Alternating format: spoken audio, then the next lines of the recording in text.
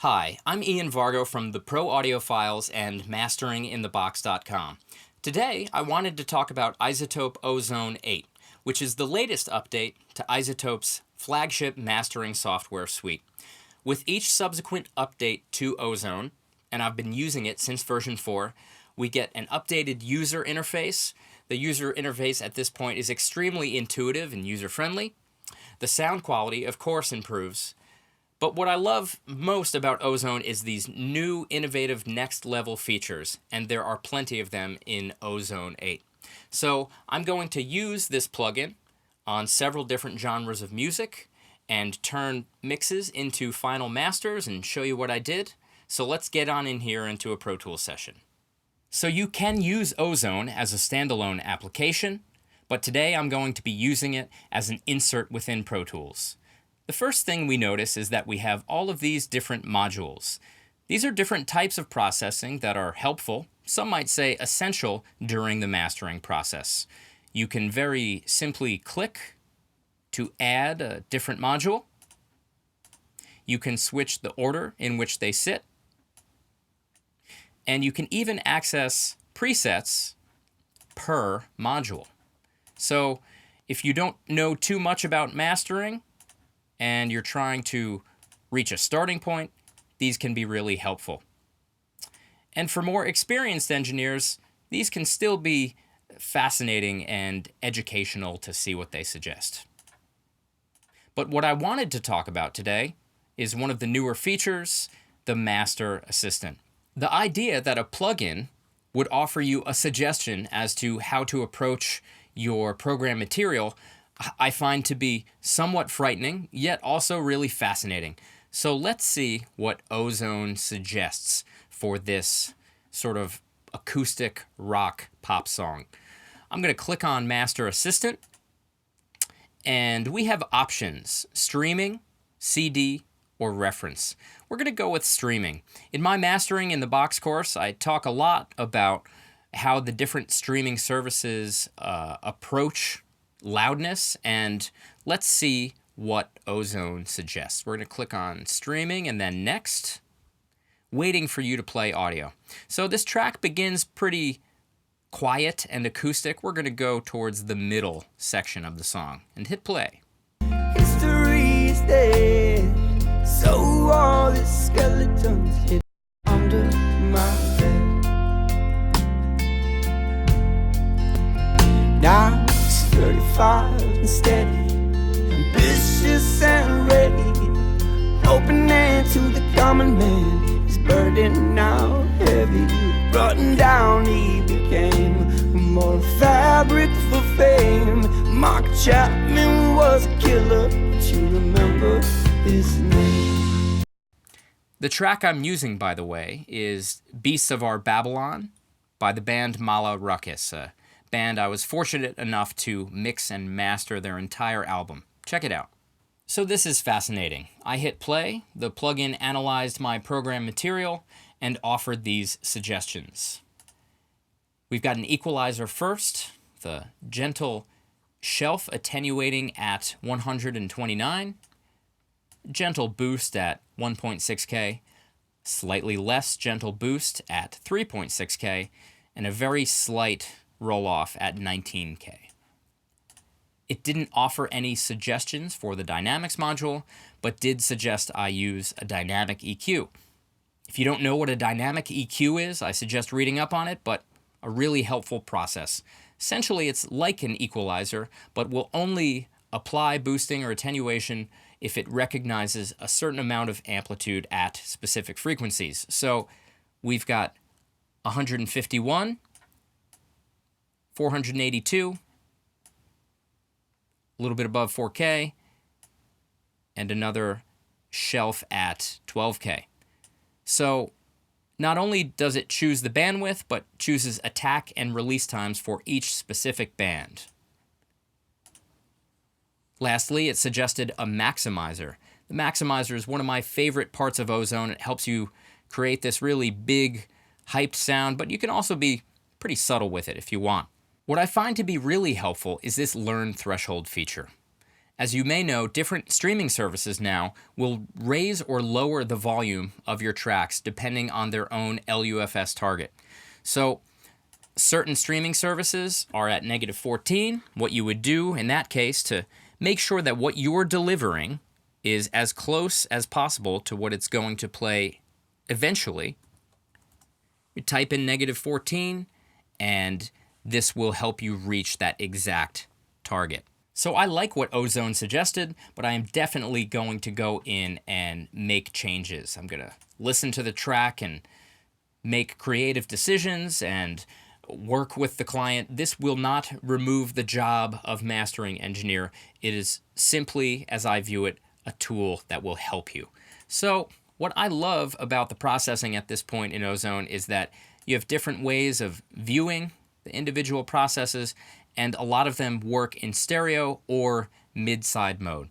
These are things that 5-10 years ago you simply just could not do in most plugins, and now it is commonplace. So while I appreciate the suggestions that the Master Assistant offered, ultimately I wanted to add some additional types of processing. So let's take a look at what I did before we A/B the original and my version. I altered the settings on the equalizer a little bit. We have a high-pass filter ever so slightly.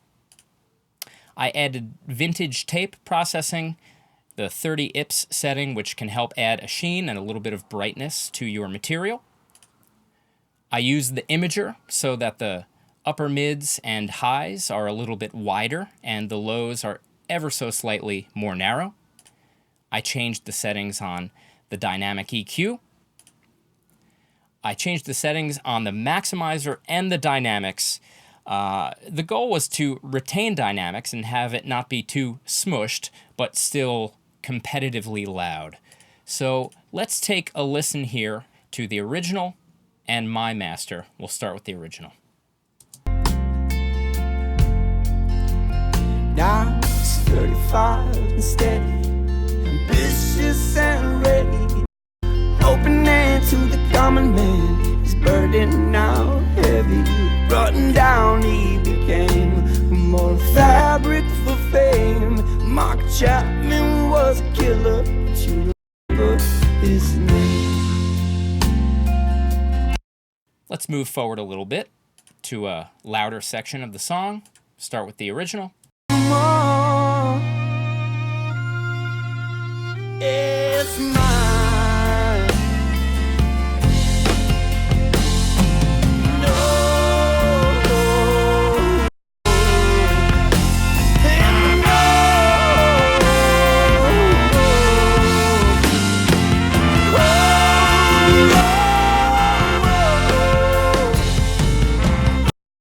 So the result is something that is a little bit more radio friendly. That's what the band asked from me as a mixing and mastering engineer, to take their material and make it a little bit more commercial.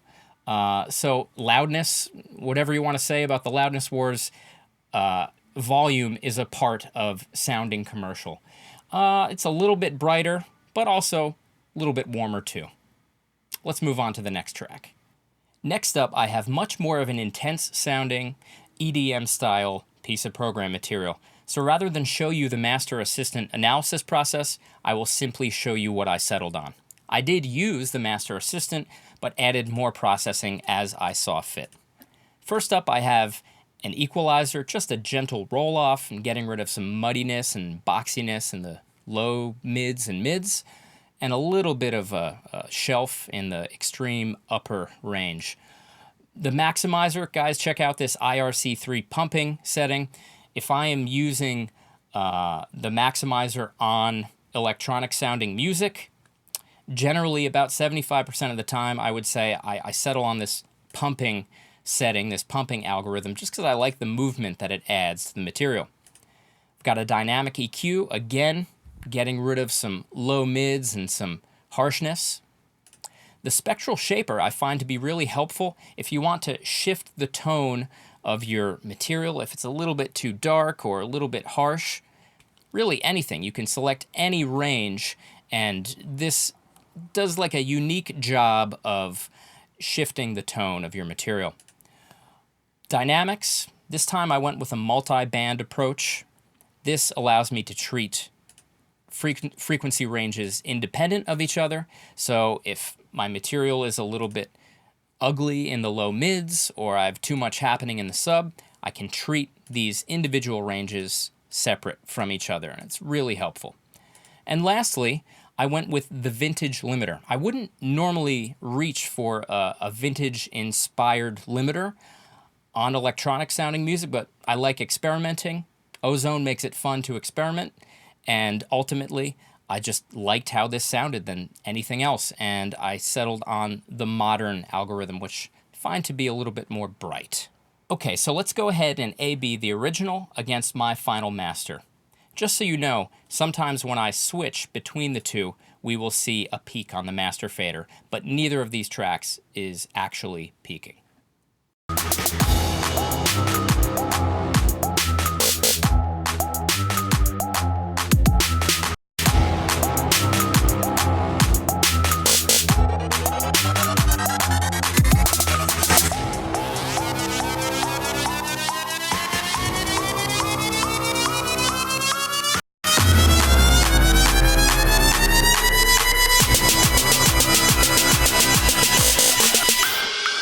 Okay.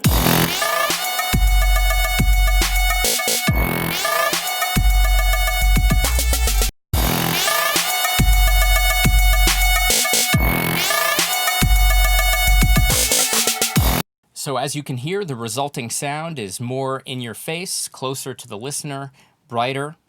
The dynamics are tamed. There's a little bit less muddiness in the low mids. Personally, I like more dynamics in my music, but I pleased the client here. If they're going after big, in-your-face, pumpy EDM, Ozone can help get you there and tastefully. We also have some really great options in Ozone 8. This codec feature allows you to preview what MP3 or AAC formats will sound like at different bit rates. We can add references and compare our masters to reference material. And of course, we've got the ability to dither. All right, let's move on. Okay, so let's put our foot on the brake a little bit. We're going to switch from insane sounding EDM to more delicate orchestral music. This is something that I myself wrote, so it's personal to me. I don't recommend mixing and mastering your own material, but part of what is great about Ozone and the Master Assistant is that it might give you another virtual set of ears and a different perspective than you might have on your own, because you're going to get attached to your own music. So let's take a look at what I did and then A/B the two. Again, first up, we've got the Equalizer. Just a gentle roll-off here. There wasn't too much stuff happening in the lows in this track to begin with. Just a little bit of a scoop out of muddiness and yuckiness in the mids. This was a suggestion by the Master Assistant that I have this. Normally this would be excessive brightness to me, but it worked. It didn't add too much harshness. It actually added some clarity, and I liked it, so I kept it. Again, the dynamic EQ, removing some resonances, these nodes here. I generally find it helpful to do removal before compression, and that's exactly what I'm doing here. We've got this maximizer here. My threshold is set pretty low. As we see, this is much more of a dynamic mix than what we previously listened to, so I had to push the maximizer a little bit more. I have loved the exciter in several versions of Ozone now, and 8 is no exception. In fact, they improved it by making it so you could change the band-specific exciter mode per frequency range. So I've got this triode setting at my extreme highs, and some warmth added at the extreme lows, and nothing happening in the low mids and mids. Next, again, I have an imager with this setting of adding some width to the extreme highs and narrowing the lows ever so slightly. And lastly, we have the dynamics section. I had to work a little bit more on this track with the multi-band dynamics section because I found that with some of the other treatment that I did, that these piano notes, as you will hear, became harsh. So I found exactly where they were harsh and tamed them with this band. So let's A/B the original against my final master.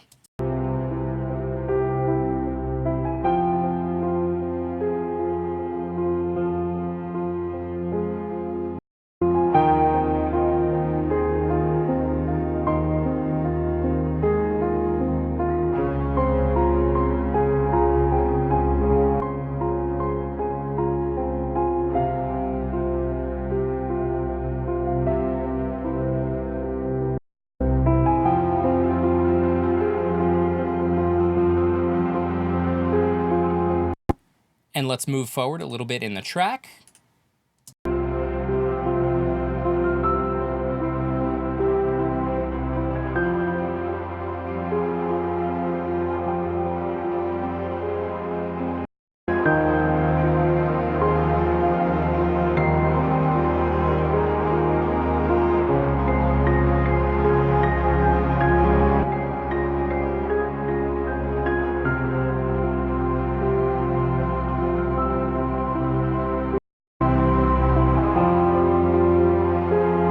Okay, so I am loving what Ozone is doing to this track. The bass is clearer and more intense, but without being overbearing. The space of the mix is much more wide and envelops the listener. It's louder without killing the dynamics. That was extremely important. So it seems no matter what you throw at Ozone, whether it's crazy sounding electronic music or detailed orchestral music, it can help you do a great job and quickly. This is a longer tutorial than I am used to creating, yet I feel like I have barely scratched the surface of all the things that you could do with Ozone 8, including all of the new features. So iZotope does great stuff. I definitely recommend checking out the demo. This has been Ian Varga with the Pro Audiophiles. Make sure to check out Ozone 8 and Mastering in the Box. Thanks, guys.